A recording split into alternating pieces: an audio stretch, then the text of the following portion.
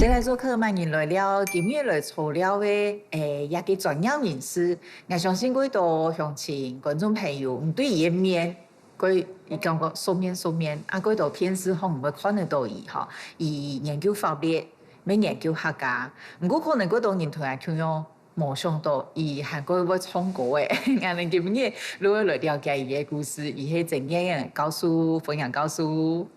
主持人，各位观众朋友，大家好。告訴唐嘅是合法從。因为我阿嬷、妈妈都是火罗郎啊，所以家里没有这个环境。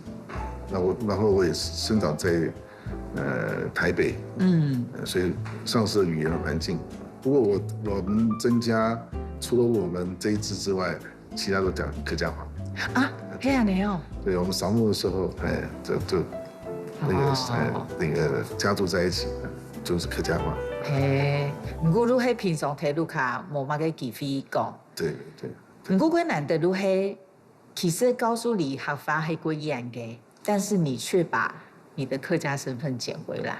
对，这个因为在台北长大，所以我们那个时候那个学校都做身家调查，会问你的祖籍是哪里，然后问上四代的曾祖父叫什么名字，以前问到4代啊。对，那祖籍写哪里呢？我那时候不知道，小时候不知道啊，就看同学的，怎么都写泉州，有的写漳州，我就跟着写，就挑一个在写。我发现后来长大后发现哇，很背祖啊！阿哥他冇想过问爸爸，想说问爸爸，没有想过同学都是没有这意思，因为同学都是这么想啊。因为他讲如黑安呢，那我应该也是吧？我应该也是，对。後來就告訴楊俊怡嘅客家身份一個故事，真係精彩。我哋今日佢難得有搶到告訴吼，來用告訴帶來嘅一條小物來了解告訴嘅故事。我哋先搶處理本人嘅地方。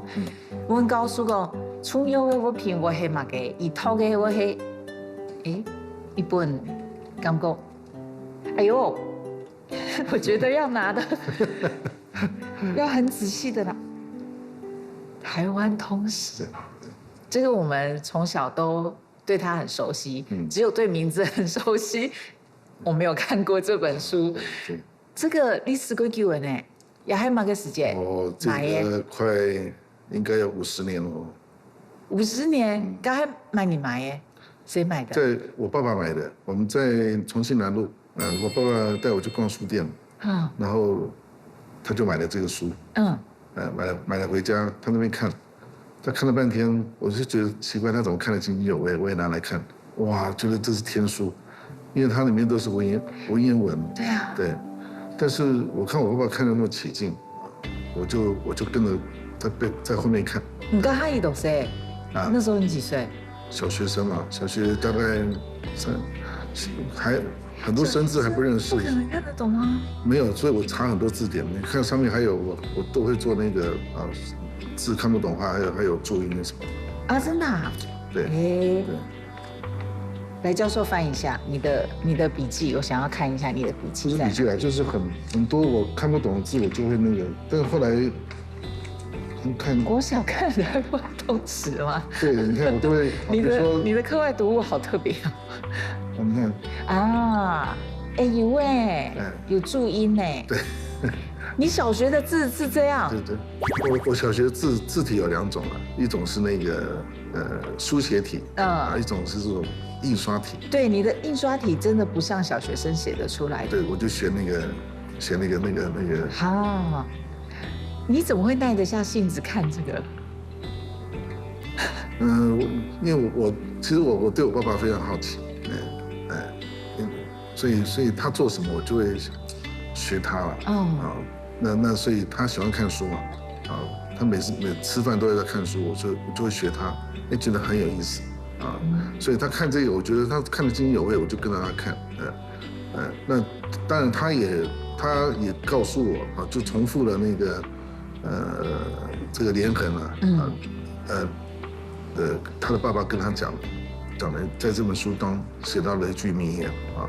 就是你是台灣人，不可不知台灣事。那我后来问我父亲说：“你为什么去买这个？这个书很难。”当时因为我爸爸中文也是后来才学的他日本时代的人。对，他说因为呢，常常有日本客户到台湾来跟他请教台湾的历史。我爸爸说他觉得很惭愧他说不出来上来所以后来那个在书店看到这本书他就买回家发愤图强那我就后面跟着偷读对。古守真也是爸爸的身教就是他很爱看书。他很爱看书，你都会谈论。对。结果你真的有看完吗？有。其实我爸爸没有看完。反正爸爸他很忙，他很忙，再加上这个中文真的需要查字典。那我虽然那个当时还是刚开始这个学波波摸佛开始，但是我那个中文的底子比他还要好所以我把它看完了真的也是我很认真的花了好一段时间边查字典把它读完。哇，小学看这个就是把它看完，对不对？还不是很理解。对。你后来长大有在看吗？长大有，就是说这个后来就变成很重要的工具书就是说老师讲到这个台湾史的东西我就回家翻，因为我有一个秘籍，因为通常同学或甚至老师他没有看过。对，连老师都我有个秘籍可以到学校去卖。真的？你是说关于这本书的？对，关于台湾史，关于台湾史的观念什么的。哇，龟体配，这个就真的奠定你往后走的路我觉得小学可以耐着性子看完这样子的书，真的就打出了研究的底子我觉得不知不觉当中的确是。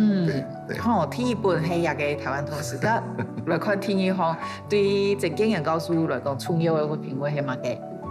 不會有11本書吧？有11本書也是很厲害的。哈港語，对，沈運東先生对，這個也是很多哈港語都會知道的一本書。对，但也跟剛剛台灣通史一樣，我冇看過。对，你這個又是幾歲看的？這個到念初中的時候，我爸爸呢就帶我去掃墓，因為我們過去呢掃墓都會在那個竹南因為我的阿嬷，因為我的曾祖父離開新埔到竹南去，所以在那邊成家立業，死後呢也本來是葬在竹南，所以我掃墓呢都在竹南這一帶但我初中以後呢，我父親呢第一次呢帶我到新埔義民廟附近，我就發現我多了很多親戚而且呢他們都說了我當時聽不懂的話，都說客家話。那我父親那一代他們都是用日本話，因為我父親也不會客家話。回家以後我就問我父親，我說我們去掃誰的墓那他們講話我都聽不懂。我爸說我們是客家人我爸那時候才跟我講這個，我們是客家人。我說我小學整6年級6個年級我都寫我們是福建人。我爸說你寫錯了，你也沒問我。我們是客家人。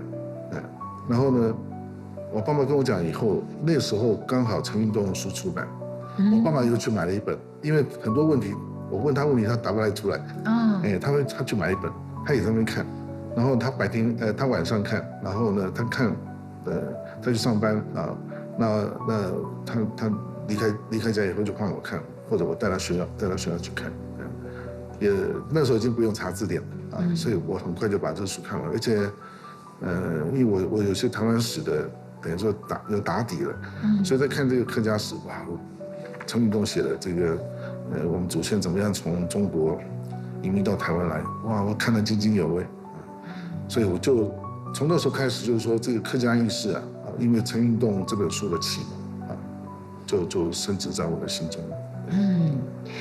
爸爸係做乜嘅頭路父親是？他是在日本公司的他是專業的經理人因為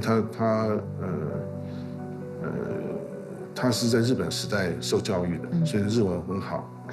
嗰時候你們從細咩就是一直都在看書？對，每天。每天。你也沒有一天不看書？沒有一天不看書。他有去圖書館，或者跟他的同學，他的高中同學、大學同學，他們常常約着一起去。當時他們最喜歡去那個北投的陳順成图书馆，因为他们看日文，或者是去那个邱永汉书店，买日文书，他们那些同学都是，我觉得都有非常好的一个这个人文的气息，当然他们那些同学也是很惨的因为我父亲仅是那个政治受难者，他们同班同学，台大同班同学就是受难最严重的那一批，但是他们看到每个同学都是这种品格，都是很喜欢知识，然后尊重专业。我说真你就耳濡目染。对，我觉得受他们影响很大。语文高书有非常多的故事，我讲同爸爸前年过程哈，我们聊一下本高书社下查，我能够继续来打这股。这个是蛮冲击的，就是说我爸爸的从小树立的那种巨大的形象，怎么在那个时候曾经一度崩溃？我觉得他男子汉，对，儿子出事了，为什么躲在后面？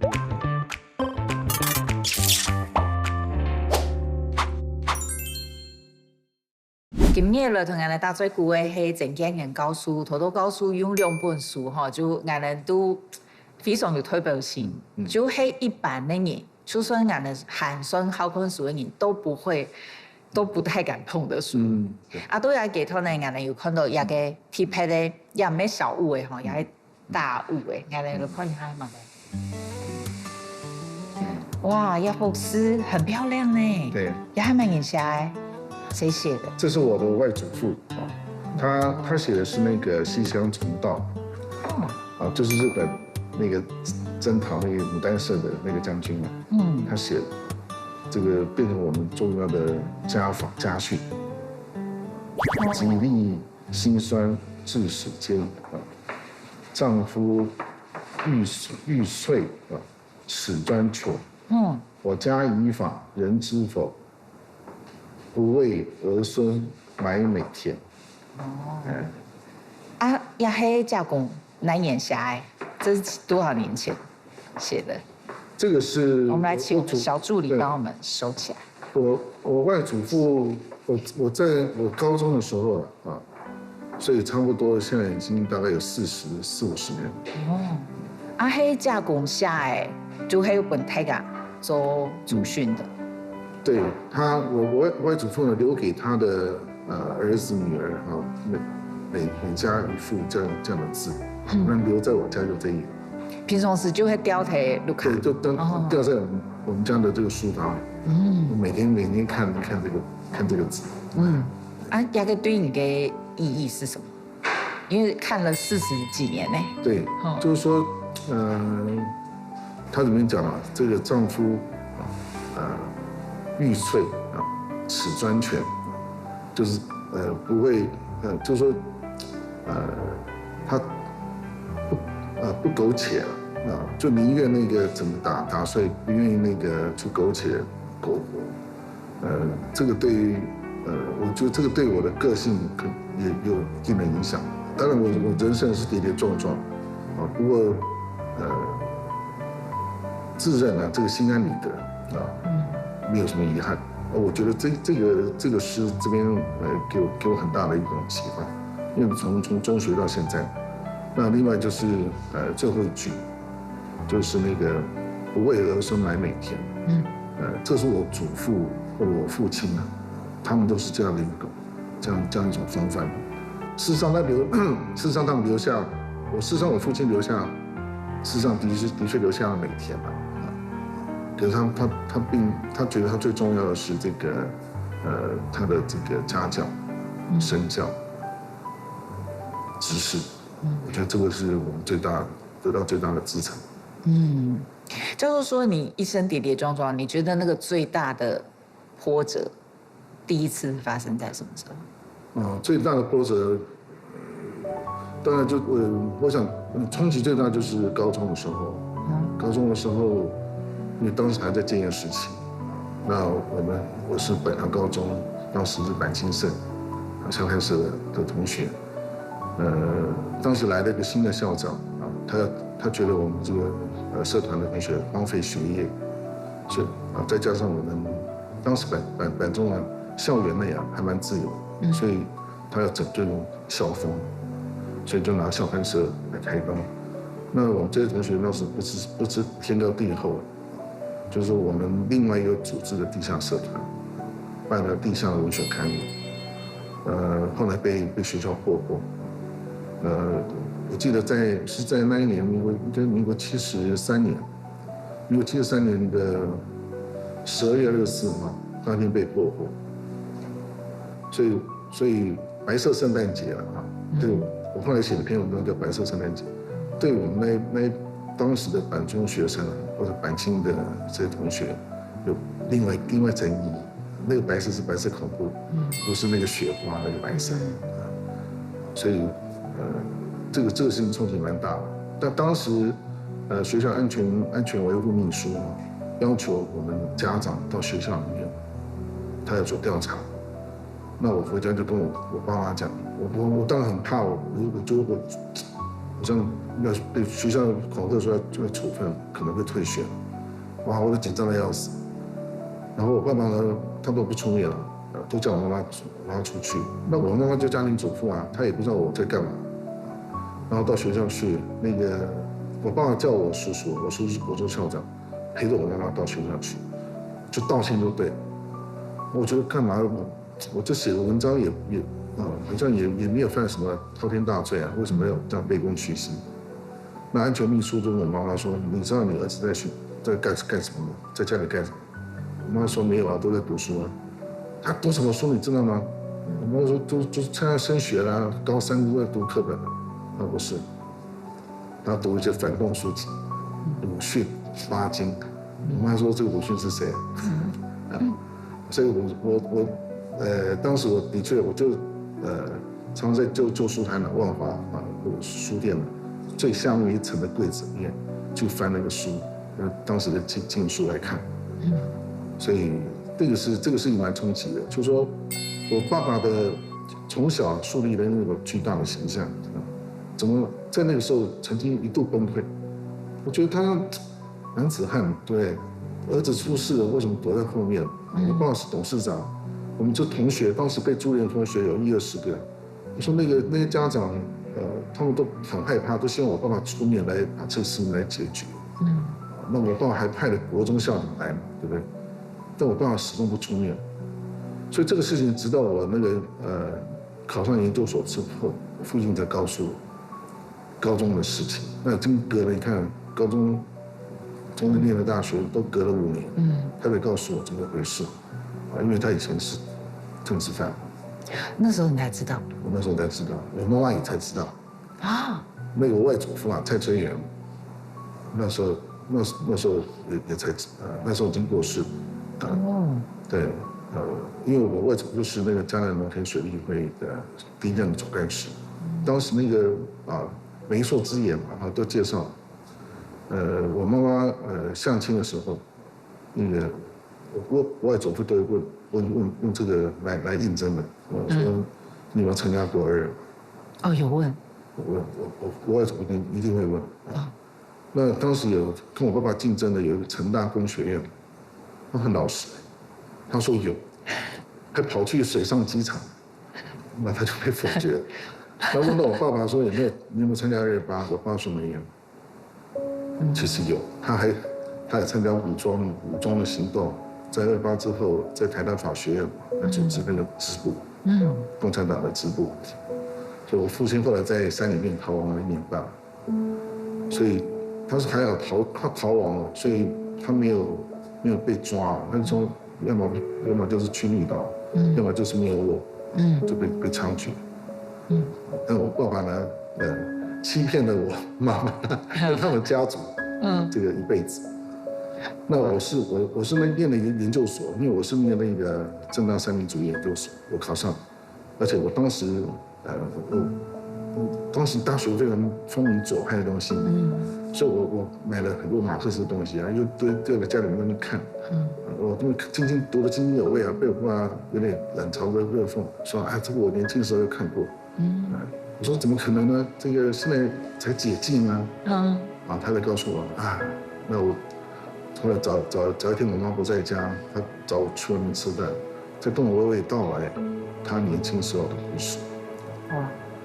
所以才知道哦，原来我们留了同样的血缘，这个客家人应景的这个基因就都在不同的时代，在不同的身体上一样蓬莱。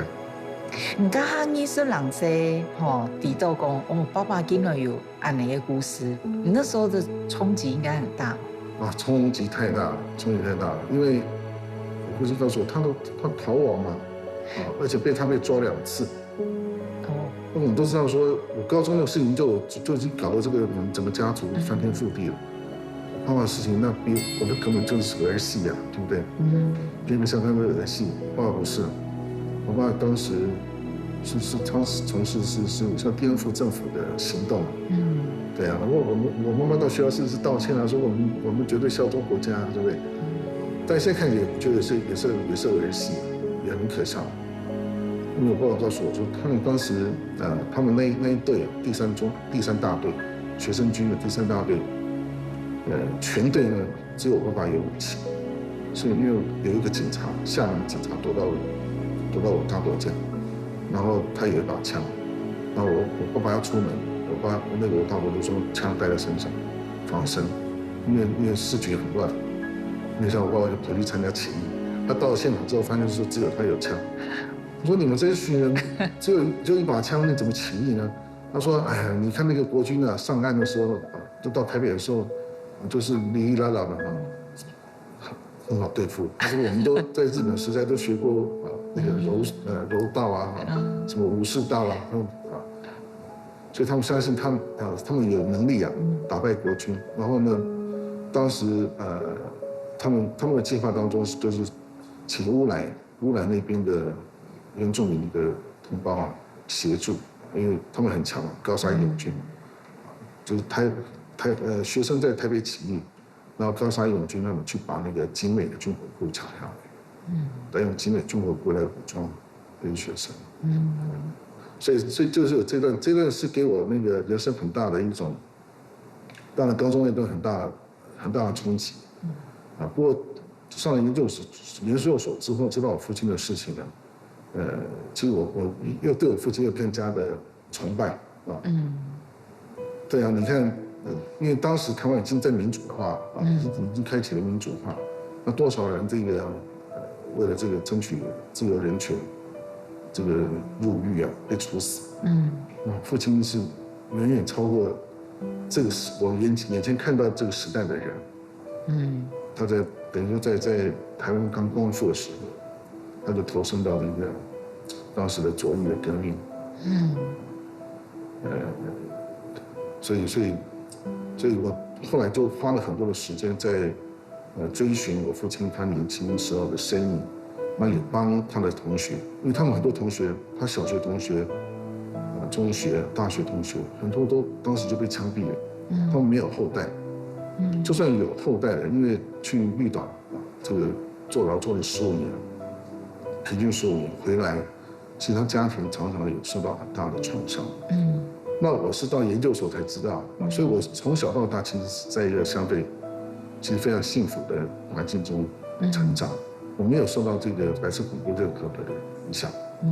你完全感觉不到？感觉不到，高中那个有点小影响，可是呢，我们在同学当中也是把我们当成英雄在看，所以反正让我就说觉得说那既然这个老天爷留下我爸爸，那当然他花了很多的力气来栽培我，那就是让我你有任务，对，来帮这个政治犯，我爸爸的这些同学同志，帮他们发声，因为我知道在那个漫长的这个半世纪当中他们常常得不到家人的谅解，因为它会导致那个整个家人或者家族，那个遭受到那个长期的这种迫害，这个监视等等。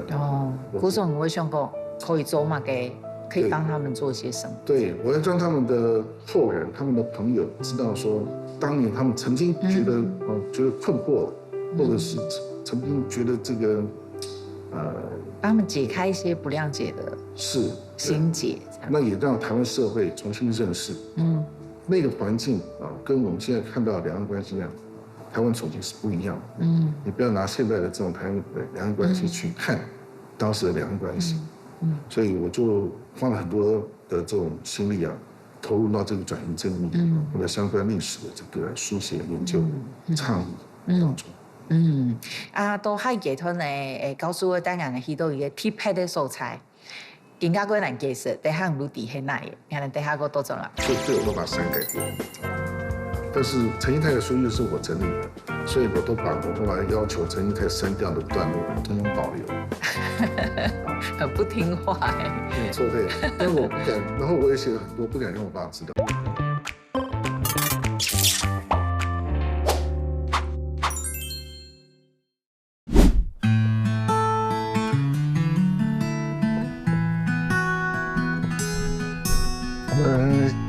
我们今天的目的地呢是新竹县北埔乡南埔村的番婆坑。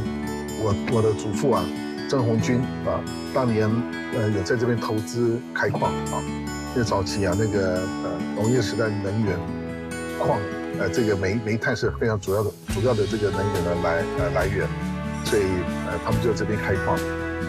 我父亲出事的时候呢，后来我祖父就想到，就把它丢到山里面来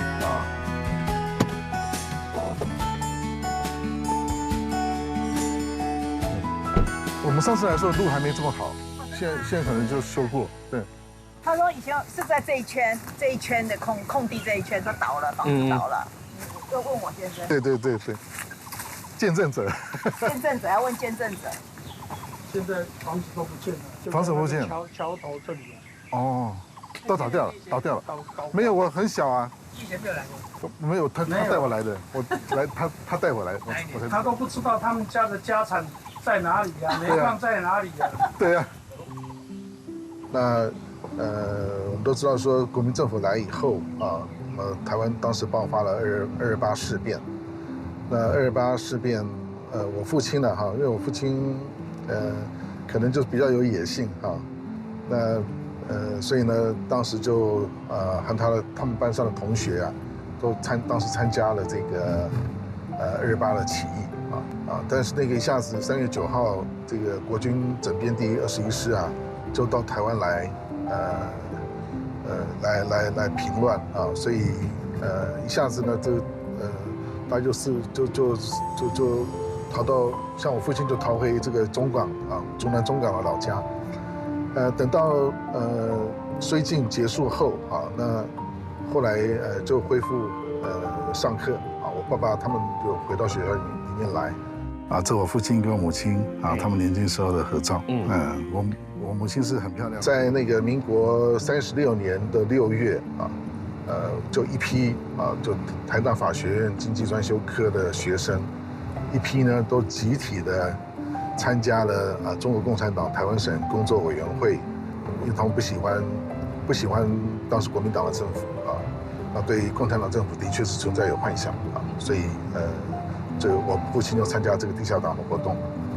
后来这个国民政府在台湾实施这个戒严白色恐怖，就开始在国内岛内大肆的进行抓捕，讨论1年半，最后呢是在这个地方都躲在这个番婆坑。各位这边来的话，今天很特别，因为正好有2位朋友来，这2位朋友跟这个洋楼过去的故事很有关系等一下我开始说一下我们也要开始去思考，除了我们的生活当中的和解之外那我们怎么样去共同追求我们这个台湾，我们这个国家共同的未来，用这个宪政民主的这个价值，共同凝聚我们台湾人的团结形成我们新的国家的共同的这个认同这个价值的基础。那这个就是我们台湾社会和解很重要的一个一个力量。好多整件人告诉大家去到北埔嘅番婆行是那位感觉告诉就是像你刚刚说的，觉得自己好像很幸运留下来，因为你刚刚也说你有可能不会出现的对对。所以你会很想要帮忙大家说。对。然后你带我们去到的是一个头白爸爸路边啊铁给，就是空啊给手菜这样。对。你第一次去是什么时候？我第一次去是我爸爸过世以后。哦。因为我父亲他生前也不太愿意跟我讲太多他母亲的事，我觉得他还是有受伤。对。所以不太愿意讲，那他又怕我嘴巴太大，因为我曾经讲过那个我爸的同学严松树，就是跟我去翻国坑那严崇远他的爸爸，我曾经在报纸上写过他们的故事。严松树看到非常生气，打电话来问我爸爸，他说我们已经被那严松树当时他是有点老了，是，对，他当时说我们被你，因为我要带头，说我被你害了这个辈子，你现在儿子又来了啊？为什么要揭开疮疤的感觉？对。那我爸爸当然是一直赔不是，回来电话挂上就骂我，他要你在写什么东西？对。但你就是想要了解。对，所以我爸爸就不太愿意跟我讲这些事情，因为怕我又乱写。我不是乱写，我是认真在写。可他怕引起很多的这种纠纷，所以他过世之后呢，我才去从我这个长辈兄长那边慢慢问出来。后来找到严松树儿子，请他带我去。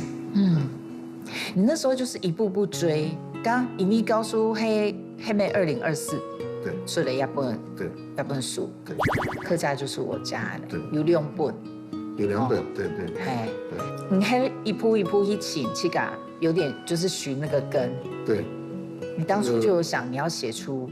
不知道这个，知道，对我只是好奇，因为我爸爸，因为我后来我爸爸跟我讲那个他的大学的故事之后，他的同学慢慢出现，陈英泰啦什么的。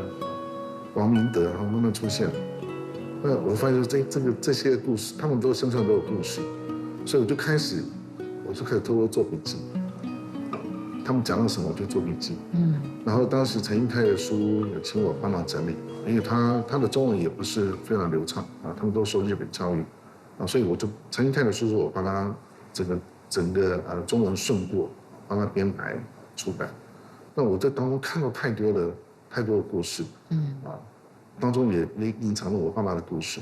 我爸爸有整个陈英泰不要写他，还有廖运潘他们的回忆录当中都很少提到我爸爸因为是被我爸爸删改过但是陈英泰的书又是我整理的，所以我都把我爸爸要求陈英泰删掉的段落统统保留。很不听话没有错，对，但我不敢，然后我也写了很多，不敢让我爸知道像这些书呢，我爸爸生前都没有看过，因为我很害怕他看了又骂我。那所以他过世以后，我才把这些书做校订、整理出版。你讲行还讲过，我讲出了。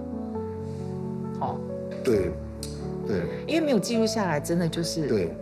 然后呢，我后来呢，有一次呢，等我爸爸的那个，他生前帮他做那个证券的那个交易员，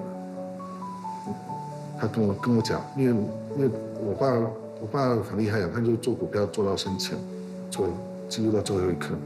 然后那个营业员呢告诉我，因为我去跟他把爸爸的账把它清掉，他跟我讲说，因为后来这个书出版，我去找他。他说：“你爸爸生前说，他很想有一本回忆录就他写不太出来，但他一直在讲这个事情，有跟那个营业员讲这个事，没想到你写出来了。我说我爸爸都说不要写，都说不要写，他一直骂我说写这些东西，所以我不听话，最后还是正中下怀。我爸爸的心意呢，我还是做到了。对。你讲你刚他唔滴，其实你不但唔滴爸爸其实熊一下，其实你不知道，你只是觉得这段历史很值得要留下来。对，只是最后发现，其实爸爸是想要留下这个记录。是。你跟爸爸的那个连结好深哦。对，蛮深的，对。你后来这个写出来，亚给书应该就是海量的资料。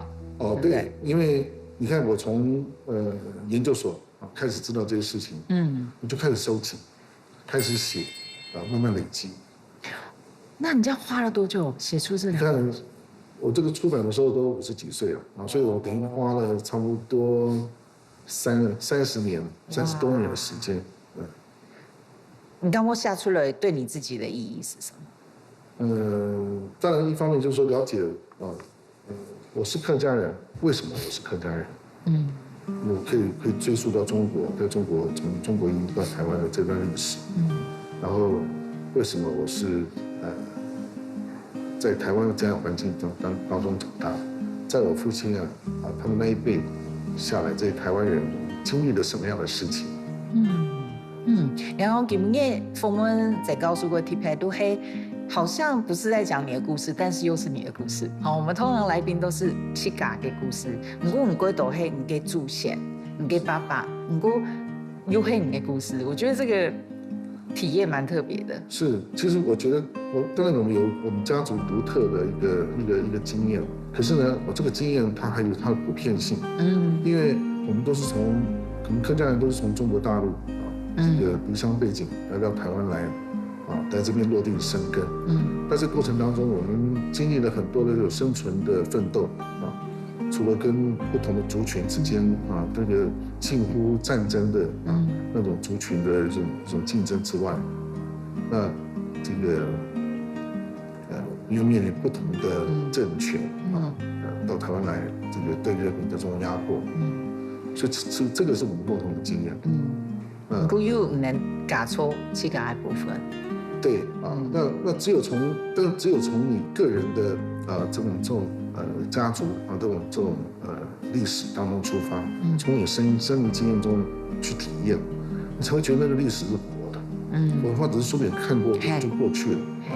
那种书本都是帝王将相什么光绪几年这个明治几年就看就忘了。但是你如果从你的家族这个生命经验出发，这些记录就有意义了。因为你知道说什么时候在他们身上发生了什么事情，还有两个共通的东西就有意义了。就有意义了。对，在我们身上发生的事情，我们这个庄头，大家同样经历了这个事情。如历史屯去讲给牵连如何韩国省安呢？对。咁等下海嘅嘢湯呢，如果屯告訴講下來是好食的，唔啲對於嚟講有特別英語嘅料理係嘛嘅？等下我多咗啦。小提琴我学过，但拉得很差，我自己受不了，就在国中把它停掉。因为我的确我对那个音乐很敏感那我自己拉得很难听，我就给我自己很大的挫折感，因为那么难听的音乐就在我耳边了。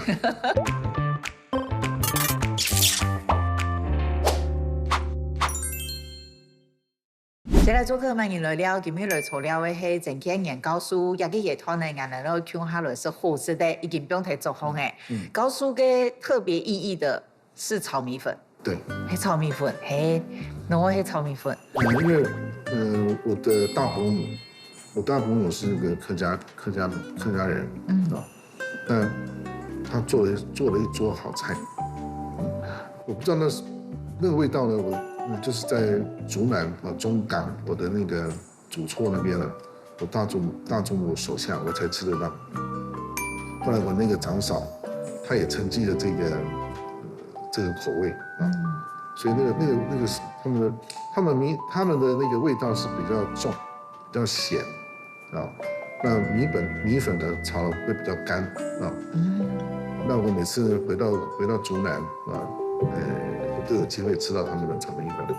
那特别是扫墓的时候，大家都会回到中港，我大伯母或者我长嫂做的菜当中我觉得最好吃就是这个炒米粉。那这炒米粉好吃到我爸爸晚年的时候因为他吃东西觉得他到晚年的时候有时候已经常常有时候觉得这个人生乏味那所以呢他就会怀念那个竹南中港的家乡的味道，对，所以他曾经跟我讲过，后来我就告诉我那个长嫂大嫂，我爸爸在想念那个想念那个中港家乡的炒米粉味道。我那个大嫂会特别做送到台北给我爸吃，我爸吃了非常的满足。这家乡味道。我想那个口味比较重啊，所以这个应当是带有客家的特色，因为客家菜味道就比较重，比较咸。那个就是我的客家的大伯，他带来的味道。你的记忆真的都是跟爸爸牵在一起的。因为当然我们今天讲客家嘛所以我这个客家的这个文化或者血缘关系是来自于我父亲的这个家族但如果你要讲到，可是你那么反叛啊，你以前跟爸爸是会吵架的？也会我跟我爸爸打过架。对，因为我爸爸是很权威的，他是日本人那种性格。我们小时候是那个我爸爸是曾经规定我们要放拖鞋，他进门说要摆拖鞋，让他穿。都有规矩耶，很有规矩。对，然后他坐的位置，餐桌的位置我们不能坐，因为他说我祖父就这个样子，这样规定，所以他们都不敢坐我祖父坐的位置。但是我就偏偏喜欢坐那个位置，我当然有故意挑战他。所谓我牛奶坐下去会怎么样？他会赶我，后来赶了几次他就不耐烦就算了。对，所以我那个边界就慢慢拓展。那个放拖鞋一开始小时候会放，后来就懒就不放了。他骂了几句之后就算了。所以那边界就慢慢打开那个边界打开，其实跟爸爸的距离是越来越近。他那种权威我们都会怕他嘛。有一阵子我爸爸这个早出晚归他一回家我们会紧张因为我们看电视或者干嘛或者在玩那个外面那个听到那个门在响就有点害怕所以那是父亲那个比较权威的这种形象。对。告诉各位朋友，都会俺们这边讲到。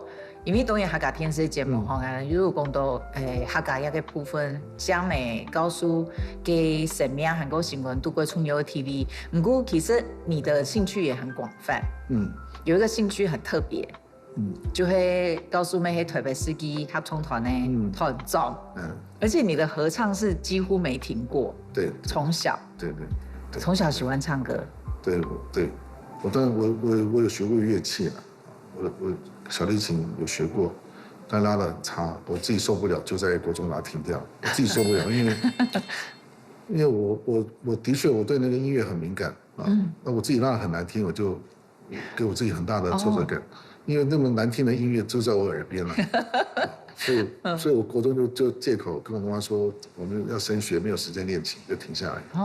但其實我是很喜歡音樂，那我發現說那我可以用唱歌。而且我唱得還不錯，那所以後來就參加合唱團，就一路到現在。中間除了高中的時候，高中編校刊嘛，除了高中之外呢，其實都沒有停過因為小學跟初中學校都有合唱比賽那平常都要練。為了參加合唱比賽，大家就得一起去練合唱那我就擔任指揮然後到大學再重新把這個興趣找回來。那就一路唱到現在，哇！所以，我每次合唱的演出從大學開始，我都會邀請我父母去參加，他們後來也變成說，這個是我跟我父母那個心靈交流很難得的場合，因為我父親還是比較嚴厲的，我跟他是有點距離，有點怕他，可是在音樂廳裡面，他得乖乖的坐在下面聽我唱歌，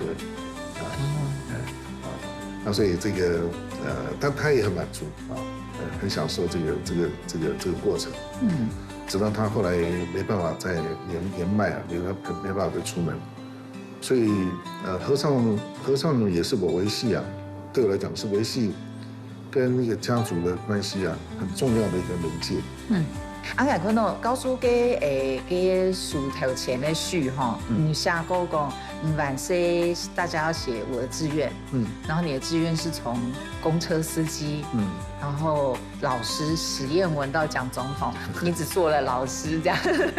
你现在去想，你小时候一直想做的事，都给刚刚你想周围，你可以做的事情，那个就是铁定完全没想过的哈。你给刚才用了一想，你这样一路过来，你现在在做这些事情。对，就是说，但而且公车司机为什么？没有，其实我们那时候小学每个小学生都喜欢当公车司机，女生都喜欢当车长小姐。哦，因为我们就是这个。现在年轻人应该不知道什么是车长小姐。对，看起来很威风嘛哈。那现在如果小学生玩，对，现在小学生都是父母在送啊。那以前小时候就是坐公车啊，就其实很好玩啊。然后后来到了小学比较年长的时候，年纪比较高的时候，车长小姐就不见了。那个公车出来省成本。所以那个小学生啊，开始玩扮家家酒，那个司机就变很厉害，他也还会开车，还一边检票，那进化。那还有小学生也很喜欢当老师嘛，老师可以可以打学生啊。所以那时候我的志愿都跟那个比较权威的角色有关。我发现我们那时候实验文也是。实验文是那个行侠仗义啦，但他也是要是个帅哥，要能够很高强，都要是不平凡的人，而且还讲总统，不是总统，是讲总统，对，我们就有人以为那个讲总统就是总统，职称，对，然后那个作文都要写，最后都说要把那个反攻大陆，青天白日满地红的国旗插在祖国神州大陆的每一寸土地上。不管你是什么样的作文我的志愿什么，或者是春天或者什么，对，最后都是这样。句点就那么长，一定要有这一。对我的志愿虽然当不成讲总统但是那个我现在所从事的这个人权的工作。其实某种程度上那个也是希望把民主自由这些理念台湾人现在享受的这种幸福的生活，希望有一天中国大陆我们的这个同胞这个我们的远亲他们也有机会跟我们台湾人一样，享受这样的生活。这个是我现在从事很大部分的这个社会运动当中的一个项目。所以我的志愿在某种程度上，虽然当不成讲总统可是反攻大陆用我们的这个民主、自由、法治的这种理念去支持中国大陆的它的这种进步，去关心中国。在某种程度上，我可能比讲总统更彻底了。今天贵港家整个人告诉了同样的大追故，非常感谢，听到很多很棒的故事，也有很多启发。多加告诉，谢谢。好多爱吃的是，刚刚都只有我在吃，你都没有机会吃，现在你可以吃。但是我们通常吃的比较不是这种，对不对？对，比较不是纯米的。对。因为我很少吃这种纯米的，但我发现对多紧要，对家人。